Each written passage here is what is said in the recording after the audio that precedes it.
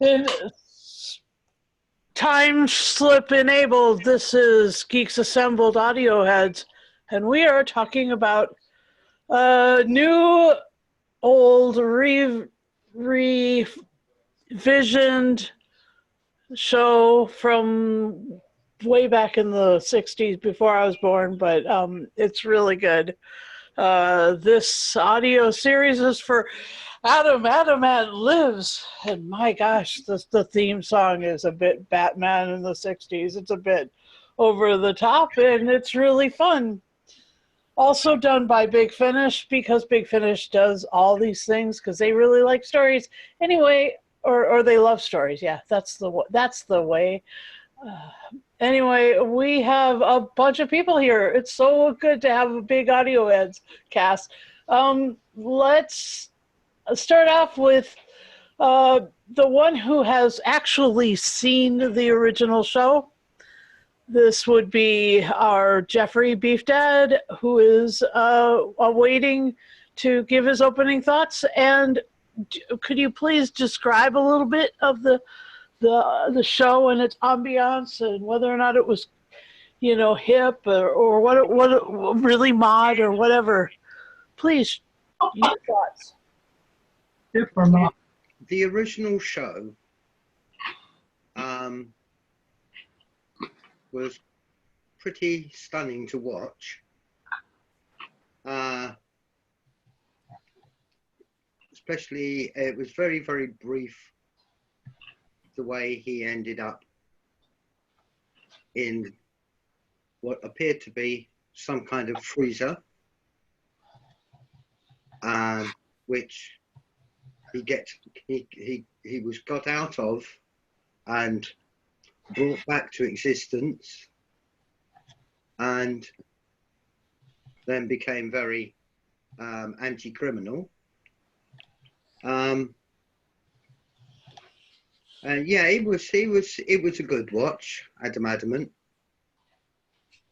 But I would say that you know how much I love Big Finish normally. Yes. But this, for me, as sort of rehash of it, hasn't worked. Oh. It's very blurry at the beginning. There's lots of shouting and stuff going on. It's very difficult to follow any storyline in it. And to be perfectly honest, the one thing you could do with Adamant while you were watching it on the television was follow the storyline. And with this, it's not worked so well. I mean, Blake Ritson, yeah, he's sort of, basically he's making it sound like some kind of superhero, which Adamant wasn't. Adamant was a gentleman. Yeah, it's, as I say, it disappointed me. It disappointed me. All right. Well, thanks for your opening thoughts. Let's bebop over the ocean to Texas. Tim, what's your opening thoughts on this? Well, I've never seen the original series. I enjoyed this though, for the most part. But I can see Jeff's point though. It was a bit muddled. It was kind of hard to follow what was going on for a while. Now, to their credit, they did explain later what some of the stuff, like, you didn't find out till like later in the story where he was from or how old he was. But I agree with Jeff that it was a bit muddled and kind of difficult to follow. And I think structurally it felt like a part one, because it seems like they introduced the girl who's supposed to be his, companion, so to speak, throughout, and then she kind of disappears for half the story while we focus on her friends, which I think is a structural problem. She should have been in it a bit more, I think. Although, she joins him at the end, and obviously she's going to be his mate, or whatever. But for the most part, I think that could have been handled better. But on the other hand, it's the first part of a story, which it felt like to me, then I'm guessing that relationship will continue better in the following two stories. But overall, I enjoyed it. I didn't think it was bad. I just thought it was a bit messy, like Jeff said. Yeah, all right. And back over the pond, Jake, what's your opening thoughts on this? I found it a bit basic, to be honest. Like, I enjoyed it, but it didn't wow me. Like what Beef Dad was saying, it was very jumbled, and some bits I couldn't understand what was going on. For me, the redeeming thing about this story was the evil mum and all that. I've got an itch treacle. I like that. The good music on it. It's good acting, but I just found it really basic. You know, like nothing. Listening to this doesn't make me want to listen to the rest of them, so to speak. It didn't hook me enough to continue on for me. But yeah, each to their own. If you like it, you like it. This wasn't my cup of tea. It was decent, I suppose. All right, thanks. And Susan, what's your opening thoughts on this? Oh, another fabulous theme song that was just great. Adamant. It was awesome. And I love old school theme songs. They're just great. Last week you guys introduced me to one that still can't get out of my head. Anyway. Are you speaking about Dad's Army? Speaking about Mr. Hitler. Yeah, I love it. It's awesome. So, what do I think about this? Pretty much what other people have said. It was jumbled, and it was hard to follow in the beginning. And I have to admit, that's a problem for this storyline, this story, for people to buy into it. Because if I hadn't about this with other people, I don't know if I would have finished it out. I don't think that I would have kept up with it until I got into it. But now, I think it was just setting up for the rest of the stories. That's sort of the impression that I got. So I would listen to the rest of them. It was enjoyable. The actors are fabulous. The dialogue is deliciously evil villainy. I mean, it's just wonderful. You know, you think of all those old serials, like on Voyager when they did the replica of the sort of spaceship with the spider lady and Arachna and all those, my fiendish plan. It's just great. I love that. So anyway, I agree with what everybody else said. It needed some streamlining in the writing. It took too long to explain itself, and it could lose viewers if they don't kind of fix that one up. But I would listen to the rest of them. All right, and Lee, what's your opening thoughts? Yeah, I agree. I think it should have started with a prelude to how Adamant became into this predicament at the beginning of the story, and then go into the theme song. And then it would have made it a lot easier to understand what was going on after that. So like a long, cold opening like Gambit that would have revealed who he was and what stuff.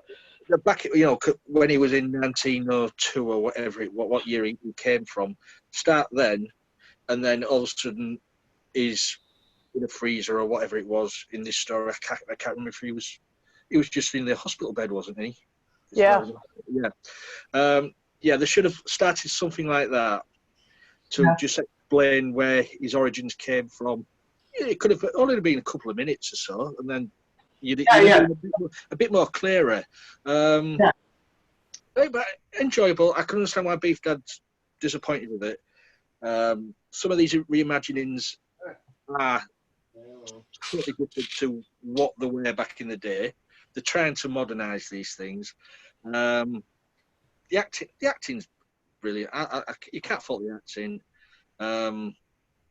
You've got the actors only given what they're doing, what they've been told to do by the direction and by the writing, and whatever they add to it can bring a little bit of a spark. I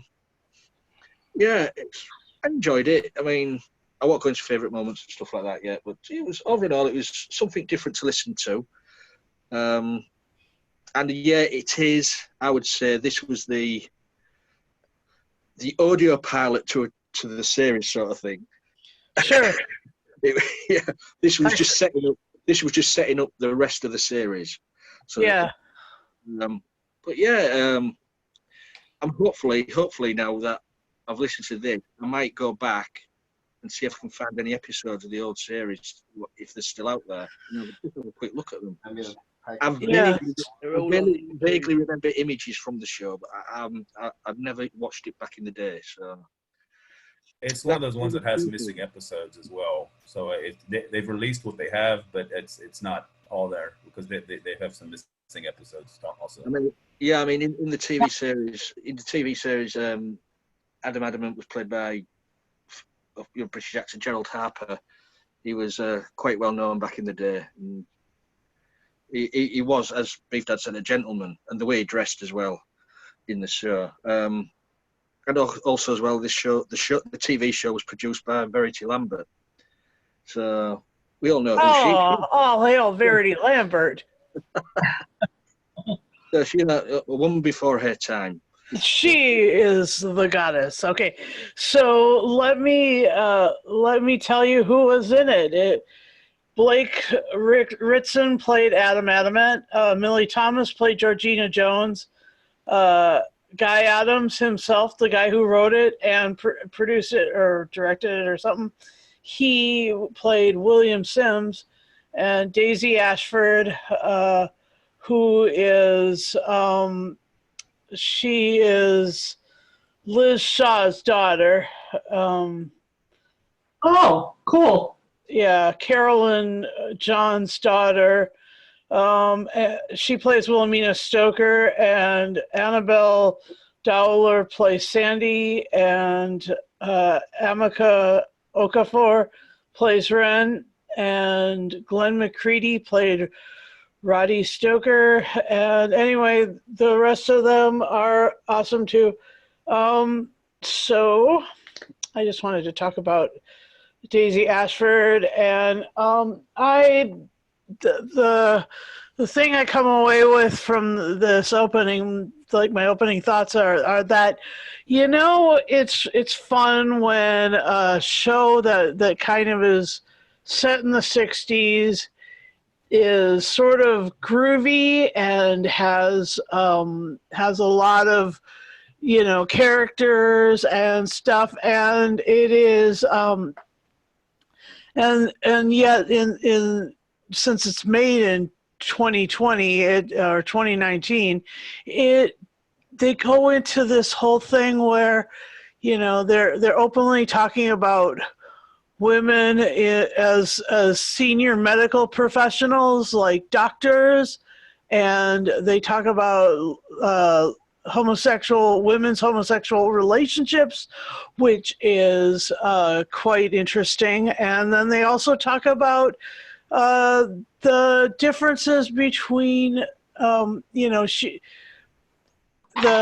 Georgina was waiting for this guy to show up. She was really just kind of hanging out in life, waiting for an Edwardian person to be in her life, and he shows up, and there it is, and that's fun, and it is fun. A lot of wish fulfillment there. Oh my gosh, you could say that that's the big wish from the fulfillment. That the reason that he exists at all is because she really wanted him to really bad. So that's really fun. And the other thing is the face was really properly scary kind of thing, eerie. But the fun thing is that I'm just gonna lay out there is that even though if he isn't like Campion style, really super gentleman acting, he's sort of like the male what's her name, anyway, yeah, so he's sort of swashbuckling, and that's different. That isn't quite Campion. Campion isn't a swashbuckler, but it's more pirate than that. And when I remember who I'm thinking about, I will tell you. So yeah, let's move on. Let's go back around the circle same way. Jeffrey, you got any favorite moments in this piece? there was a moment, it's about 53 minutes in, where it calms down. There's not loads of shouting and hollering and rapid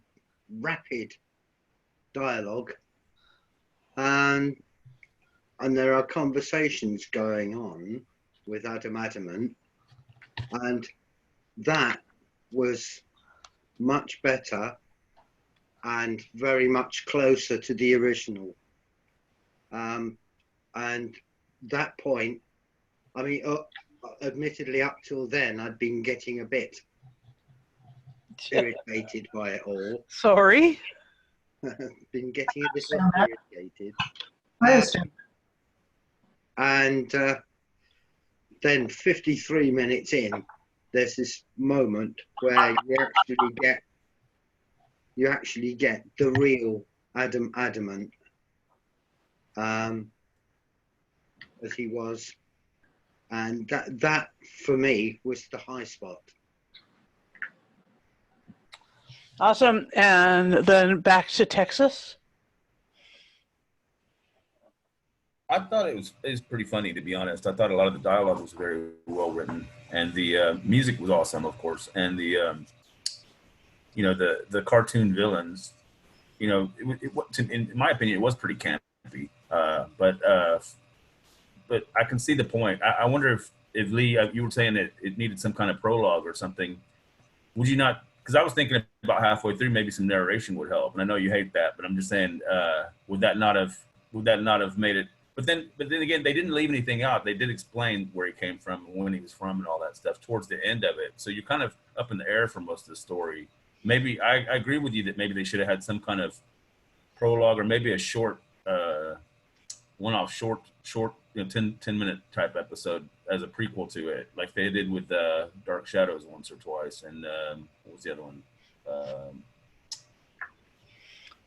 Well, they did it with MacGyver all the time. Like, no, I'm talking about for audio though. What was that one? Terry was played that series. Dorian Gray. They had a time where they did that as well. Oh yeah. They had like a 10-minute prequel episode to the series. So I don't know, that might have helped, but for the most part, I found it pretty funny. It was worth a listen. All right.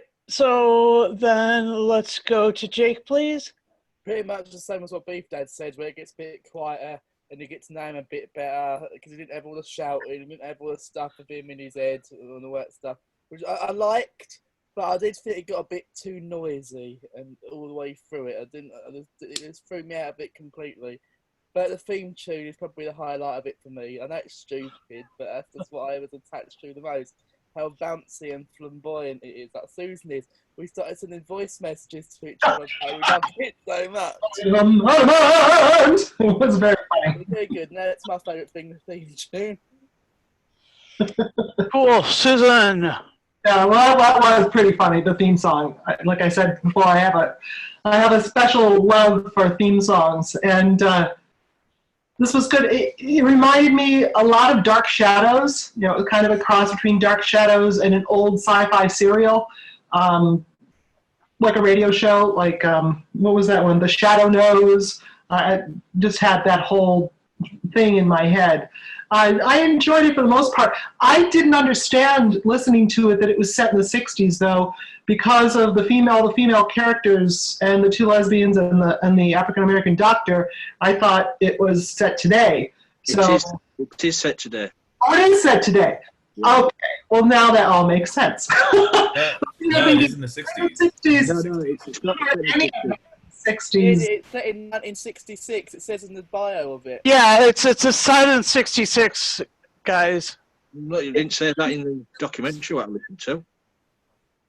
The modernized, they brought it up to the modern day. They said the original series was set in the 60s. This is set in modern day. That's what I thought. No, I think I might have heard it incorrectly, and I remember Briggs going on about trying to make it more modern in the way that it was more accepting of those situations, and how in the original series the girlfriend was treated. I mean, the girl was treated like sort of a bit on the side or whatever.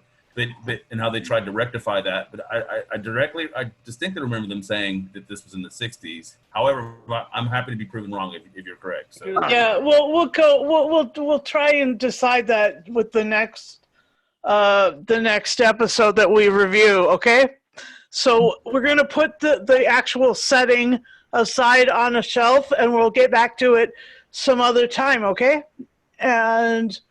So, but yeah, have you completed your favorite moments then, Susan? Moments. I just loved the language and how much fun it was. You can tell the actors were having a ball with this, language. Anything set in Victorian era, Edwardian era, it's got such delicious words that you get to say that you don't get to say in other things. And they were just having a ball. And I really enjoyed that about it. And I think that's what kept me tuned in, because the actors were just having so much fun. But there was a point earlier about, I'm all for female characters, but I just didn't understand the whole setup and how I was waiting for them at the end and how he ended up with this girl instead of the doctor or something. I don't know. But overall, I would listen to it. I think it was just a setup, and it was, because it was a little disorganized, it was difficult. But now that I know the setup, I would listen to it because it's so well done. It's cool. I mean, come on. You can't go wrong. Adam West isn't here anymore, so we might as well listen to Adam Adamant. That's where it lands that really well. Lee?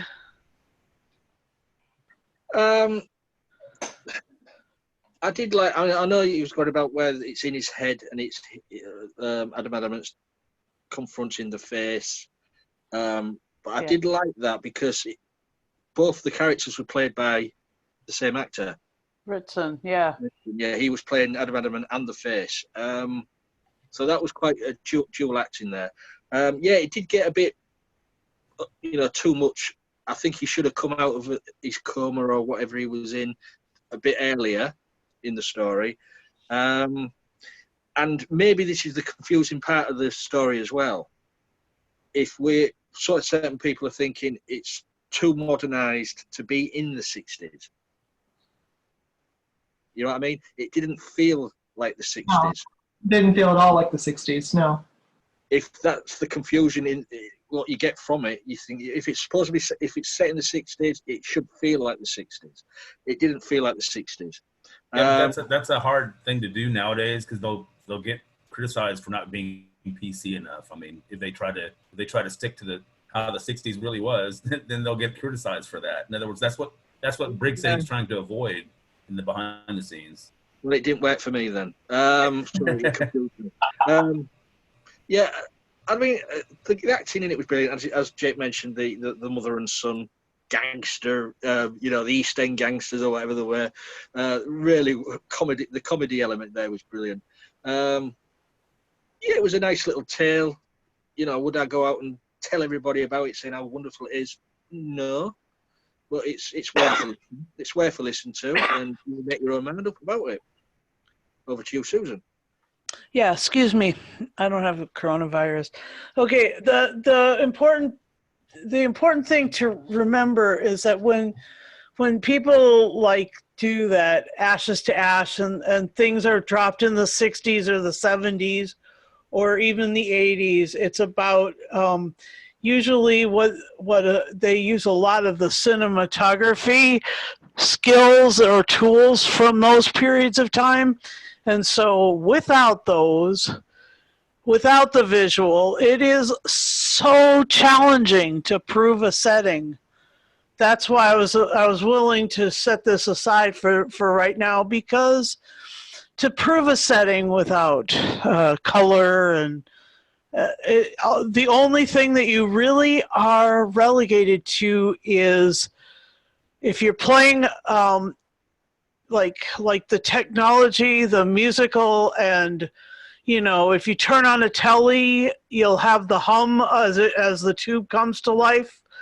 And the noises of the 60s were like you put a needle on a record, and because there was, a lot of those needles weren't really the high class needles that you get today. That sort of thing, that it's challenging. And the music, I guess the music is always key to to eliciting a response like this is a setting. Okay. The Big Finish website says 1966. So. All right, you set it aside because it's, we'll have to either set it aside or willingly suspend our disbelief. And, that's always the challenge with these things. What I did like is that, I liked the fact that the face and he had, for the first listen through, I thought the face was actually another character. Mm-hmm. Britton really had me he had me confused. He had me befuddled. He fooled me, and that's cool. Because I like it when a villain that is another part of the personality of the main character is so different. It's so, bonkers. It's so evil that it comes at it. The other thing is that the Edwardian adventuress that I was speaking of was Charlotte Pollard, and I just was like, now why can't I remember her, because I do love her so much. And anyway, that was who I was referring to. Another Big Finish character of great storytelling. Anyway, so the first audio companion of the Eighth Doctor. Anyway, so yeah, I really enjoyed the parts of it with the face in the head, and then I loved the fact that that Georgina Jones was sitting around waiting for him to show up. I mean, basically, it was the great wish fulfillment, because it is fun when that happens in life. And the other thing that I liked, let me see, what was the other thing? It was directed by Nicholas Briggs, and I really enjoyed some of his decisions, but I will say that it wasn't his best work ever, so not by a long shot. So yeah, okay, that's pretty much all I have for my favorite moments. Let's go on and open up. What do you guys, is there anything else that we have missed that you'd like to discuss? Open floor. Speak one at a time. Well, the cover looks very 60s. And the site says it, like Jake pointed out a while ago too, it does say it takes place in the 60s, but I would say that's a problem with the production then, because like Lee just said, it didn't convince him that it was the 60s. He thought it was a modern day. And this is, I guess, is one of those rare occasions where I think I actually enjoyed the story, but it isn't very clear. They muddled it a little bit, because like Beef Dad said, it didn't really, he couldn't really tell what was going on for half the time, and they did explain things later, but they should be a little more clear with their production on where they're going with the story, and they should have made it a little more clear that it was in fact the 60s, because I mean, yeah, the music's there, but that's about it. Otherwise, you don't really feel that. It does feel like more of a modern day tale. Anything else? No. Well, it does inspire me to go to YouTube and watch an episode and see what it was like. Oh, so, wow. They're on YouTube? That's good. I Googled it and found some on YouTube, so yeah. Thank you. You're welcome. But I really, It's got an interesting premise, but it's not exactly a premise that we haven't heard before. It's just got a slightly different take on it. But it sounds like it's fun. And right now we just need a little bit of fun. The worrying thing for me is Sky Adams, who wrote it. And he says that when you do something like this, you're really making a cover version. And there's nothing so dull as a cover version that sounds identical to the original. If it's so popular that they want that people like the original and that's why they're doing it, then why change it so very much so that it's nothing like the original? Good point. Yeah, because that really it does. I would say there's arguments for both sides though, because if you have a carbon copy of a song done by somebody else, you're just like, why'd they bother? You always got the original. Whereas, if you take something and make it new in a different way or do something slightly different, I think that's commendable as well. I see your point though. I'm just saying you could argue both sides of that. Anything else? But I mean, admittedly, there are probably not very many people around these days now that saw the original. Well, I'm glad you were there, and I'm glad you saw it, and I'm glad we got to review this. We might continue on doing some more of these because, 60s, because, Edwardian swashbuckler hero guy. Anyway, yeah, you all turned away from me right when I said that. Perhaps not. I don't know. We'll see. I just get your scores about this, and then we will decide, make some decisions. Let's flip the order. Let's go Lee first, please. Your final say and score. It's enjoyable. The soundscape was, okay. The acting was okay. It just didn't. There was missing something that wasn't there. It didn't click. So for me, it gets a 7. All right, that's a pretty good score. And we'll go to Susan next. I would say I liked it. All of the failings that we just talked about, they're all there. But because of how it ended up and where it was at the end, I would take it as a prequel, and I would go forth and listen to another one and see what the next one was like. So yeah, I would get like an 8.5. Nice. All right, we'll go then bopping over across the pond to Jake, please. I'll give it a 6. It isn't enough in this story to make me listen to the rest. All right, and then Tim, please. I'd give it a 7. I thought it was enjoyable, and it was short too. It was only about 50 minutes. So Yeah, that's true. And all right, we'll go to Beef Dad then. It was actually a little longer than that, Tim, because it was at 53 minutes that the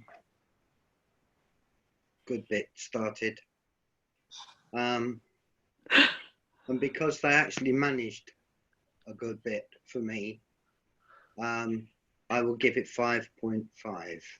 All right, and for me, I will give it a 7. I enjoyed it, but it's probably one of the lowest scores I've ever given on an audio because I dang well liked them so much. So we will just we'll chat about it in our chat. Is there anything else that anybody would like to say before we sign off then? All right. Thank you for listening and watching our podcast. I'm glad you're here. Because you have so much free time, maybe, due to our global pandemic, why don't you give our whole audio heads podcasts a listen to? we are enjoyable, and we have covered so much ground. I mean, we've covered whole series like the Scarifiers and the Baffle Gab, the Baker's End ones. I mean, we've done whole series, and you guys would really, if you've had to listen to some of these things, you might enjoy hearing our take on them. Otherwise, please, by all means, go to the Big Finish website or Baffle Gab or, BBC Audio or any of the other audio books manufacturers, and please enjoy them. Take your time to enjoy that then. And otherwise, and then once you've listened to a lot of our stuff, I'm sure you will subscribe to our channel, and I'm sure you will want to join us in these fun-filled adventures. So you'll find us on social media, Twitter, Facebook group.